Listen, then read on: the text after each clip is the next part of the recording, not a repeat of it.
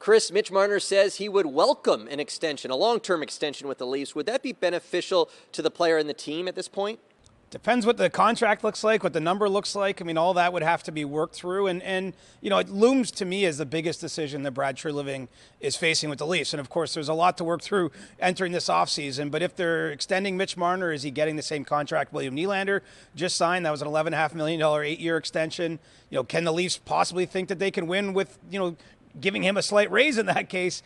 And, for Marner himself, I think he has to look and decide what's best. I mean, he controls the situation, though. We should be clear on that. He has a no-movement clause. I don't believe he's inclined at all to even consider waiving it for a trade somewhere else at this point in time. And so, they're going to have to work together on it.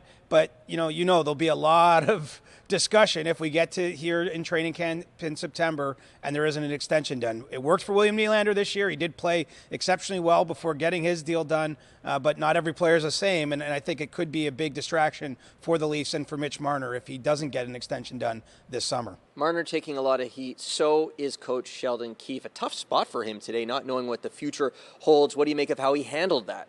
Well, he was the star of the day for me. I mean, took a lot of responsibility and accountability for what's just happened, whether it was questions about Marner's production, the power play being inefficient, the fact they didn't get the job done yet again in the first round as a team. I thought that Keefe handled himself well, but he also made it known that he too is a little unsure about what's going to happen, mentioning that management and ownership have decisions to make, like a decision on his future. He though it did express confidence that he thinks the Leafs are in the best place they've been in his 5 years as their head coach. And so, I think under the circumstances, I mean, it is only a day and a half basically after the season ended. Nobody's had any sleep.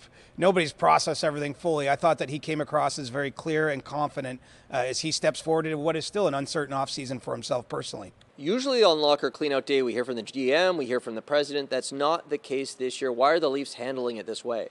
Well, it started the fact we have a new general manager. This is the first time Brad Treliving has been in this position at the end of a season for the Leafs, so that I'm sure has something to do with it. By giving it 72 more hours before they talk, I mean, there's a chance for the dust to settle a little bit more, maybe some more decisions to be made.